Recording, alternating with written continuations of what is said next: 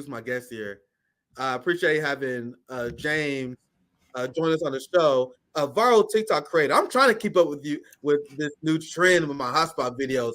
I've seen a few, and I'm kind of worried about on YouTube because copyright and all this stuff. I'm gonna put some in the background. I think it's okay if I mute them, but you put out banger after banger, my friend. It's great to have you on RBN for the first time, James. Yeah, thank you. I appreciate the opportunity.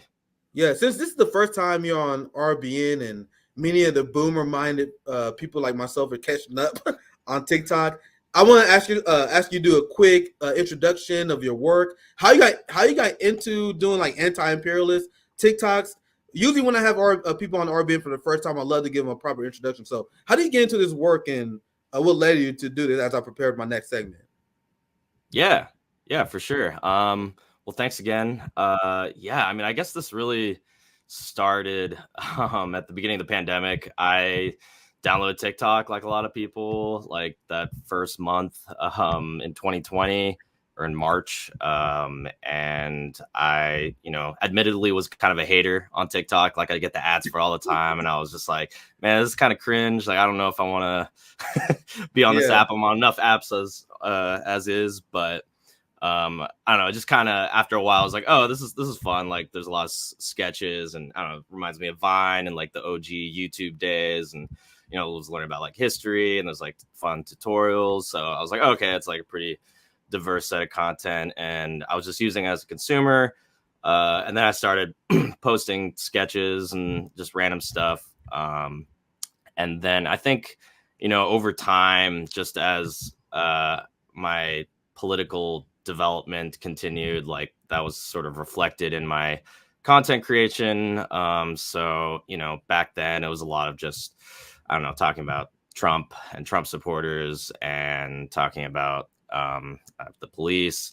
And that sort of evolved over time, took more of an anti-imperialist bent, talking about the CIA and the military-industrial complex, Democrats, liberals, and just, the whole shebang. So you don't work for the Chinese Communist Party, James? I'm scared. I think I might get the FBI watch me now. I got TikTok on RBN. If you ask some Twitter users, they'll accuse me. I've been accused of many things, but no, all independent. I got to mute this because I got a warning from my producers that this may get us in trouble. But I've seen this. I highly implore you guys to support James. A lot of you guys already probably do, because I'm just now getting caught up on this. And this video about the CIA was an absolute banger that you put out. I want to get your thoughts on this before we get back on topic, because you put a lot of anti-imperialist content. This is our first conversation. I'm very interested in hearing your point of view on some of these stuff in the first place. But you guys see the real reason why they want to ban TikTok. They want to ban TikTok and alternative media because RBN is one of the few places that are actually going to outline and tell you what the Chinese peace proposal actually says, instead of a random New York Post headline that said the Chinese peace proposal essentially just bowing to Putin. They just make stuff up. So what's your thoughts on this? Because you had a lot of these people like Harry Sisson and all these Democrat TikTokers that essentially built a career propping up the same people that will eventually put them out of work, which I find very ironic. So what's your thought on this new era of authoritarianism and the ban of TikTok? Yeah, it's been it's been crazy to watch. I mean, like, at first, it dates back to like the Trump administration, just sort of this like Cold War brewing with China and just trying, different ways to vilify China. And now it's kind of, in the past 7 months has, of course, taken on more of a role as, oh shit, we gotta, censor this genocide that we're supporting in Gaza. So you have those, sort of 2 points compounding together. And they're like not even good at hiding it. Like they're just, like politicians are like, yeah, like everybody, like most people under 30 are going to TikTok, the further news. They're not, turning on MSNBC or CNN.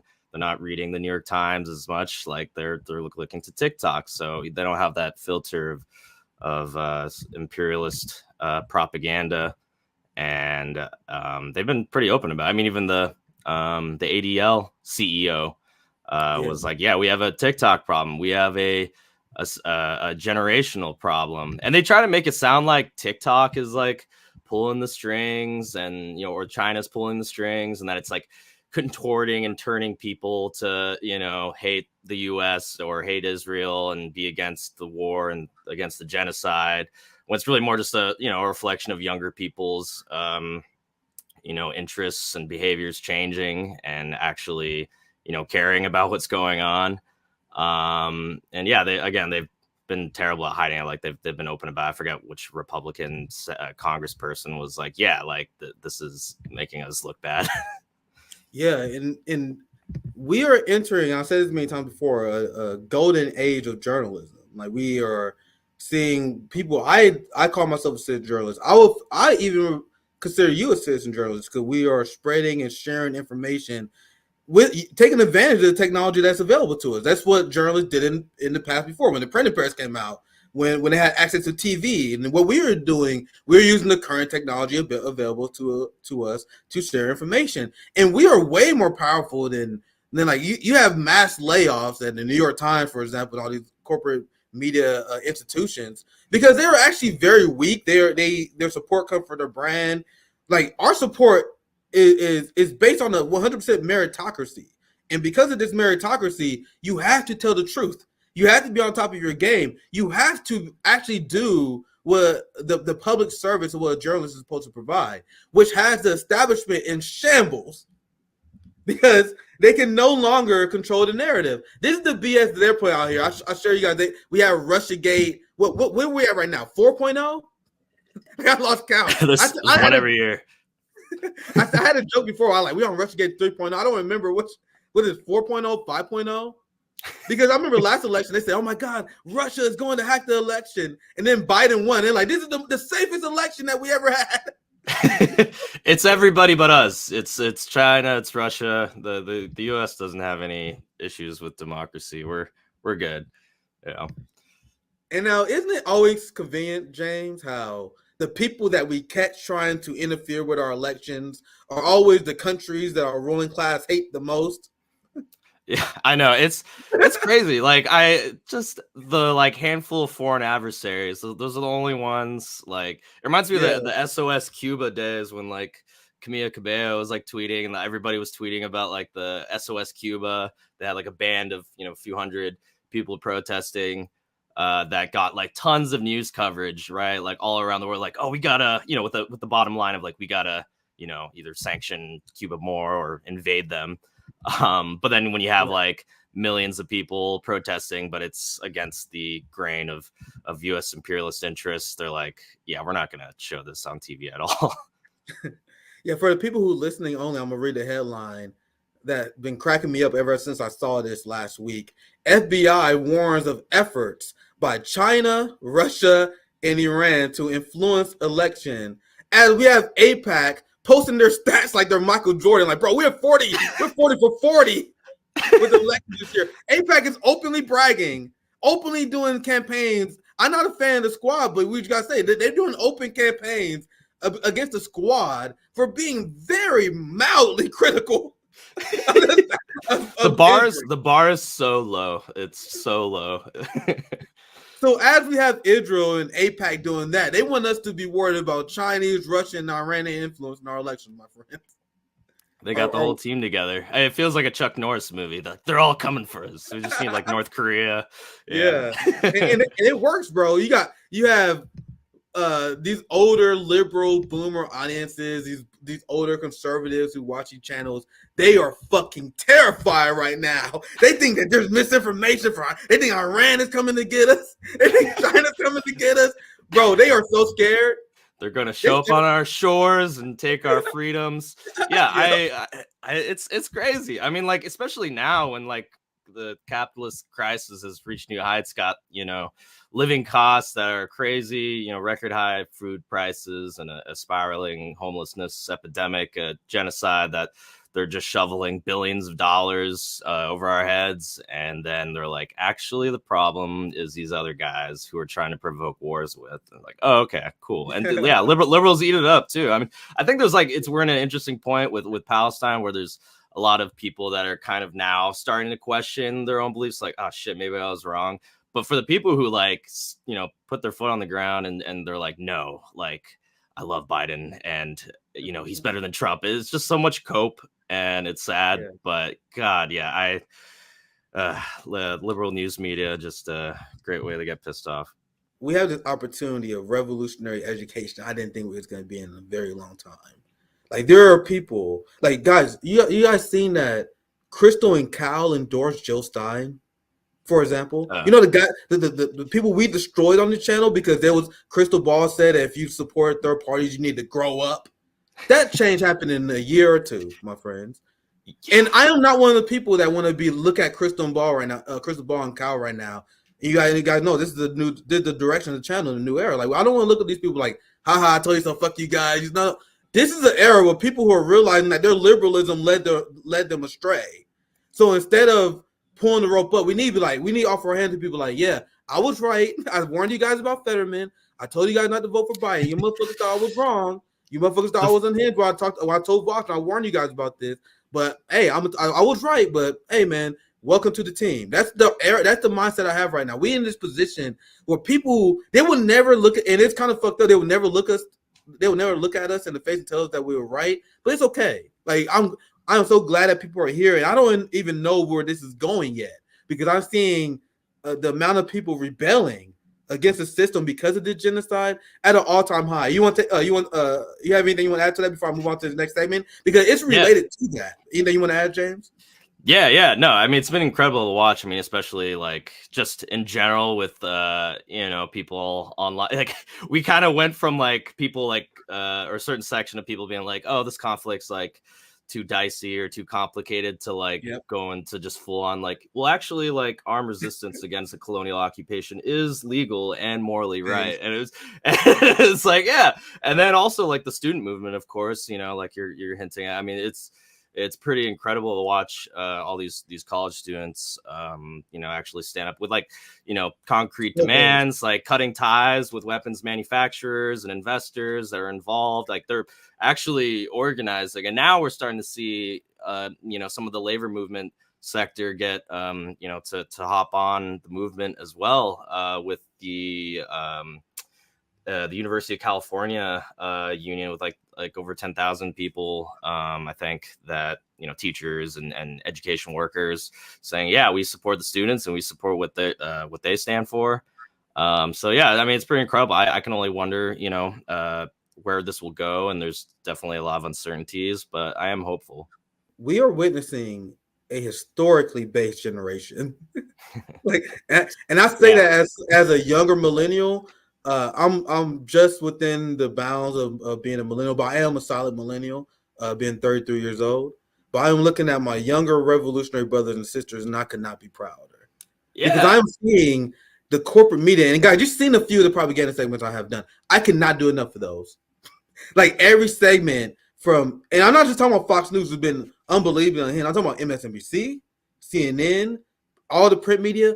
The things they've been saying about these students for holding their government accountable is literally, it's inhumane. Like they're showing how inhumane they are, how actually gross our culture has become.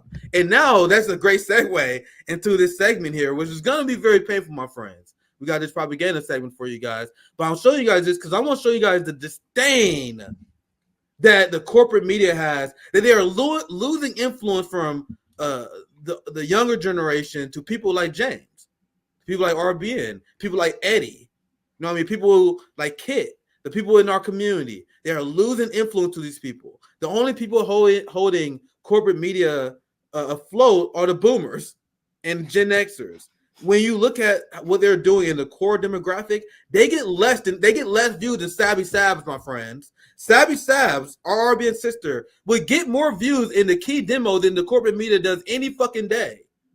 So now, because of that, they're in this frustration. They're going to smear an entire generation of young people using bullshit statistic. And James, as we go through this, feel free to interrupt any time because I'm going to show you guys the absurd logic that comes from the ruling class right now.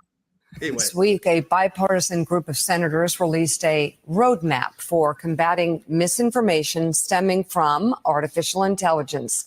It encourages AI creators to implement robust protections ahead of this year's election while still protecting First Amendment rights. And joining us now is NBC News correspondent and anchor for NBC News Now Daily, which is doing great, by the way. Love watching you guys. Who is new reporting on who might be most affected by AI-driven misinformation. And what did you learn? Because the answer scares me a lot. I've seen it. Yeah, that's my bit. If you guys kind of putting it together there, you guys see what you want. Be afraid. I'm already nervous what's coming next. Yeah.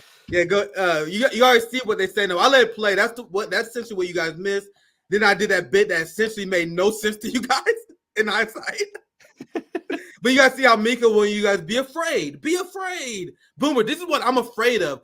This is the misinformation aimed at your kids. That's the bit you guys didn't get at the time. It's insane how we never hear about the AI misuse and the online disinformation campaigns that come from the State Department and the CIA. I mean, they've had their own reports about how we're investigating our own use of social media to influence public opinion here and abroad. But I'm guessing this isn't really going to be focused on that in this news segment. Yeah, this shit is good. And the reason why I want to share this because this is why they fear James. This is why they fear independent media. This is why they wanted to ban TikTok and anyone who's destroying their narrative, because they essentially want anything that challenges the empire to be labeled as misinformation. And they're going to quote this study where they never lay out the methodology.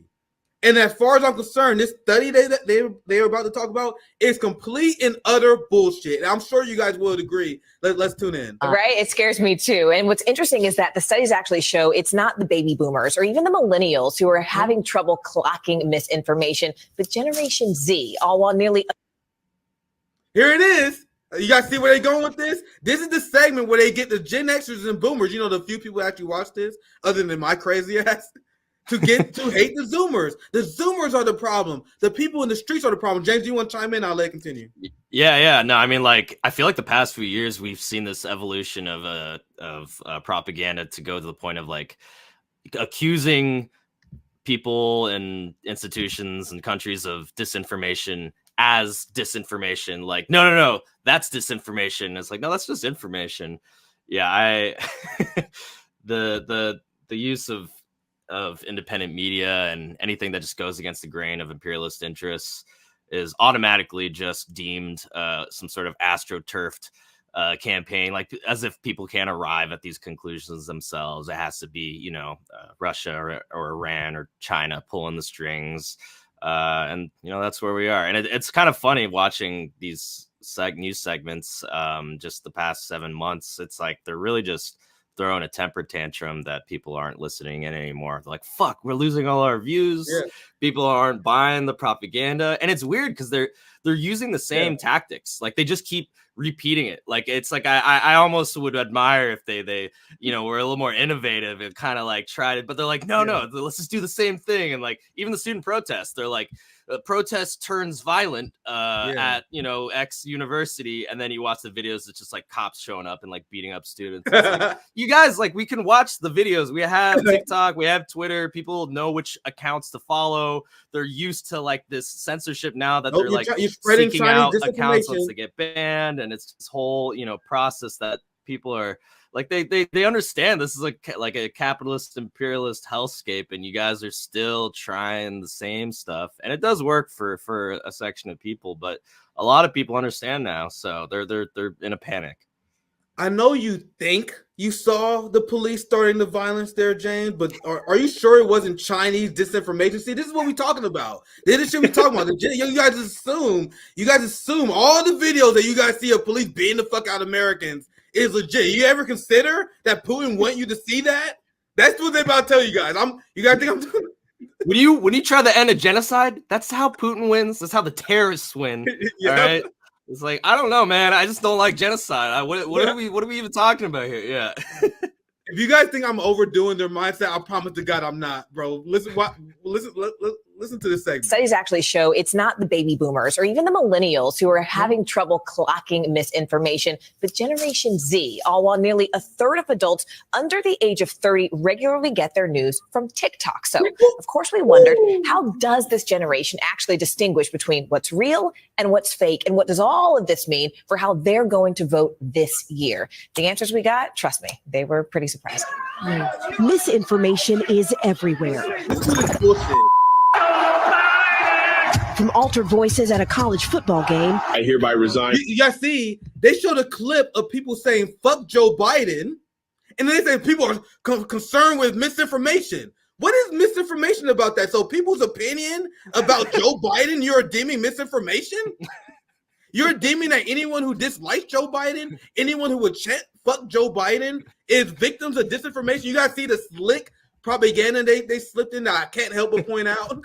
Contrary to popular belief, no one wants to fuck Joe Biden, and we just want to make that very clear that there's a lot of this narrative we want to Yeah, trust me, they were pretty surprising. Misinformation is everywhere. From altered voices at a college football game. I hereby resign from my position. To AI-generated political announcements. But when it comes to actually spotting it, a recent survey found younger Americans performed worse than their older counterparts. Bullshit. and what I tell you guys on RBN, there's literally nothing wrong with seeing information provided by propagandists and saying, I don't believe you. Show me your work. And I promise you guys, they are not going to show your work. But I'll let it continue. I know you guys won't. Counterparts on a misinformation test designed by the University of Cambridge. With Generation Z, Americans between 18 and 29 scoring worse than any other age. So according to this test, young people are less likely to agree and approve of government propaganda. That's the only thing I'm learning from this, James. Yeah. How was this survey constructed? What was the sample size? Who did they survey? Like, we talked to this guy, Bill, that we found on the street who hates young people but loves our channel. He's saying that there's a lot of misinformation. Yeah, this is dumb. Dude, there's so many questions, and they're not going to explain it, guys. How you frame the question, what you was asking about, what are you deeming misinformation, what are you deeming factual, what are you deeming good sources. If they actually share that, we will laugh at them. I promise you. But anyway, let's continue because it gets even worse. Group. So what does that mean for this upcoming election? And that's an amazing thing, but of course. We sat down with a group of Gen Z journalism students here at Bucks County Community College to find out. Okay, so about roughly. Gen Z. They went to sit down with Gen Z journalism students. Fam, what the fuck is a journalism student? These rubes are going to school and paying tons of money to learn journalism? You mean the working class profession? You mean the profession that's been a working class profession for centuries? You going to school for journal? Am I like, that's the weirdest thing to me. You guys realize that I got thousands of people who read and follow my journalism. James does too. I didn't go to school for journalism. You don't have to go to school for journalism. It's an absurd concept. What they're teaching them is not journalism. They're teaching them propaganda. So I'm gonna play the part again. You're gonna hear from these student journalists here soon. For this upcoming election. And that's an amazing thing, but of course. We sat down with a group of Gen Z journalism students here at Bucks County Community College to find out. Okay, so about roughly half of you get your news from social media. What if I told you that studies have found that Gen Z is actually more susceptible to misinformation than older generations? I would believe it. You believe it? Yeah. It's no surprise because Gen Z basically grew up with tablets and iPhones. You guys see how we was immediately skeptical of this shit? But this journalism student was like, yeah, I believe in all the fucking bullshit you gotta tell me. I actually like the bourgeois institutional approach to journalism. Teaches them how to make their employers successful, really help keep things within the line. They follow the processes. So I don't see the big issue, Yeah, they see journalism as an art form. And what I mean by that, they're like, look how well structured those paragraphs are. Look at his citations. Like they talk about, they think they look at the nerdy shit. Like, no, what's the quality of your work? Who are you exposing? Guys, you guys know my grammar is horrible. like I'm not a great linguist. Like I'm not an educated person, but I will not get laid off. I can't get laid off. These journalism students are fucking going to a dead end career. You studying journalism to get a job at print media when print media is dying, sir? Who advised you?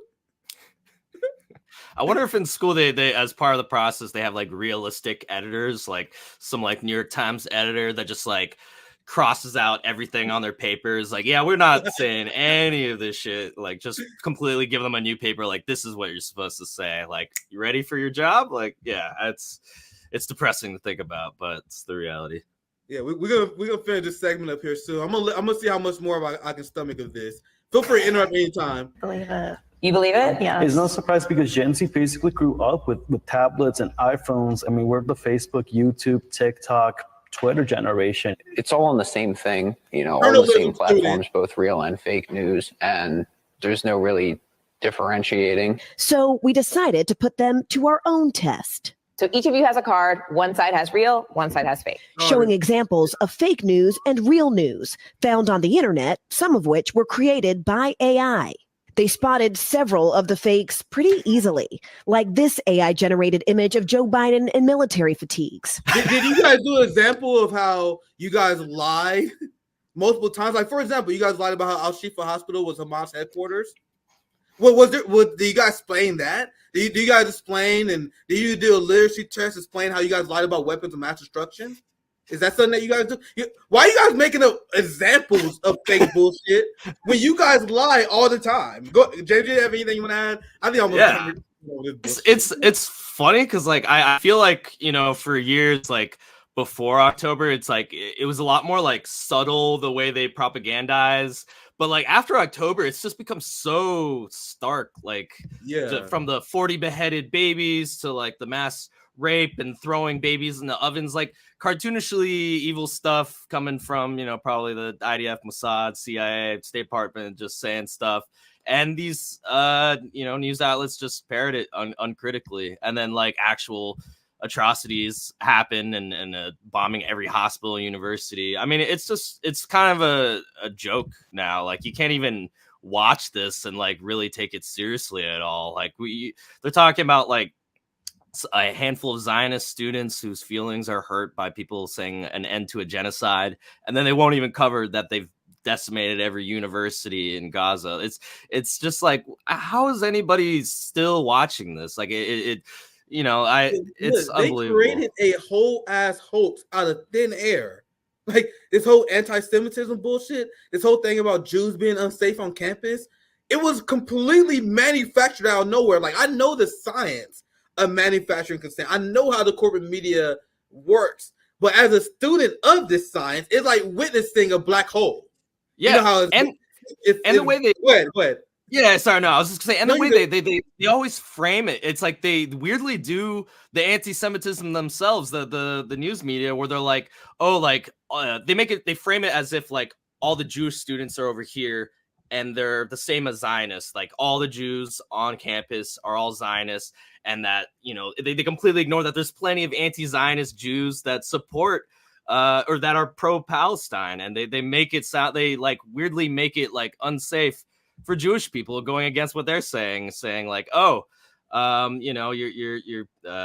if you're Jewish, you support the settler colonial project, and if you're against it, you don't exist, and it's dangerous. And obviously, on top of the discrimination and that Palestinians face in the U.S., but yeah, it's so insidious, and it's so funny when people try to bring up anti-Semitism. I'm like, bro, if you really want to combat anti-Semitism, you have to be anti-Zionist, this state that seeks to conflate Jewish people and Judaism with a genocidal apartheid regime. Like, bro, like this needs to stop. Like, what are you talking about? So exactly. Yeah. You have Biden that is committing a genocide. He is funding a genocide. A Catholic is funding a genocide. And then he is saying to the world that I am funding the genocide, but I am doing it for the Jews. And if you don't like it, You're not a real Jew. Yeah, he did the Trump thing. He's like, you ain't black if you don't vote. It's just like he's doing this. Oh God, it's just insane, man. Yeah. If you don't like it, you're part of a mosque, even if you're Jewish. Like the most religious, the most hardcore Jewish motherfuckers don't like Israel. You know what I mean? Yeah. Their free speech is threatened and robbed under Zionism. They are faced with financial and capitalist retaliation because of Zionism. There is no greater threat to the freedom of speech, the safety, and the harmony of Jewish people other than Israel and Zionism. You have, right. And I said this many times, like you got the Catholic calling peace-loving Jewish people anti-Semitic because they don't support the Catholic, sending bombs to bomb Muslims and Christians in the Middle East. Do you guys understand how absurd this is? And I know you guys can't hear the volume. That's on purpose. Monetization purpose. I highly implore you guys. Let me give a shout out to your page to check out James and his videos. I can't play the audio for YouTube purposes. That's fine. But make sure you guys check them out. They're bangers. Do you want to sum this video up since I see a lot of comments on it? I see you guys watching in the background. If you're talking about the corporate media, this your I watched it. Well, make sure you guys check it out. It's a great dissection of how the corporate media work with intelligence agencies. Do you want to sum it up quickly if you want to, James? Yeah. I basically, this video, it's kind of like, I guess, 3 parts. Like the first part was just trying to hit the fact that like the U.S. state apparatus plays a role in disseminating propaganda. I think there's always this narrative that's like, oh, Iran state-controlled media and like all this stuff, but it's like the U.S. does the same thing for its imperialist interests. Like it has all these funded U.S. funded broadcasters and NGOs abroad, so it does. It has a propaganda arm as part of the state. So I wanted to put that at the front, just show how that works. And then the middle part is the corporate media. So all the big news outlets and publishers, how, these are capitalist enterprises with their own interests. They're strung to the capital investments, and they are also intertwined with the state. They, employ, these military experts and analysts and three-letter agency State Department types. I want to emphasize this part again right here, James. Yeah. I'm sorry, James, but this part right here I found to be glorious. I'm sorry to interrupt, but I want to emphasize this part because this part right here is so good, and I want you to explain this part here too, because this is an example how journalism will obfuscate the genocide and what Israel does. You guys see how he get pointed to the ladder promotion. I love that. That's probably my favorite part of the video. I'm sorry, James. Continue. I just want to emphasize that part. Yeah, no, exactly. I mean, it's just this insidious, like what you were saying earlier, it becomes this like dead end career, especially when it comes to U.S. foreign policy and conflict reporting. It's so they depend on the same way that at a local level, court system depends on police. The news depends on state authorities to be able to get like exclusive stories and have insight that people can tune into. So yeah, they parrot state propaganda all the time, and when you're a journalist and trying to be successful, you have to play by those rules. And yeah, I posted that video back in like 2022 or 2021. And I mean, hopefully it may have prepared some people for the propaganda blitz that would come. It still holds up to this day, especially the part about the Palestinian being shot. Yeah, it's just so crazy. I mean, it's like the same shit you see here in the U.S. where it's like, the news headline will be like, officer involved shooting results in like a dead man or something, and then you watch the video, it's just like an unarmed black guy getting like just murked by the cops, and it's like, okay, that was not like what you communicate in the headline. And then the same shit happens in Israel because Israel's a U.S. ally, and the U.S. supports Israel for its own interests to power project. And yeah, it's insane the way that they frame it. And of course, the U.S. doesn't have any issues with if a Russian missile killed Ukrainians, they'll just say it outright. But when Israel does it, it's like cartoonishly indirect and passive. It's just like explosion said to occur resulting in potential deaths of something allegedly, and it's just such a like word salad that the end result is that liberals will read it and be like, yeah, I feel informed, and sounds like there's some sort of conflict here with deaths happening, but it's just like, that's it. There's no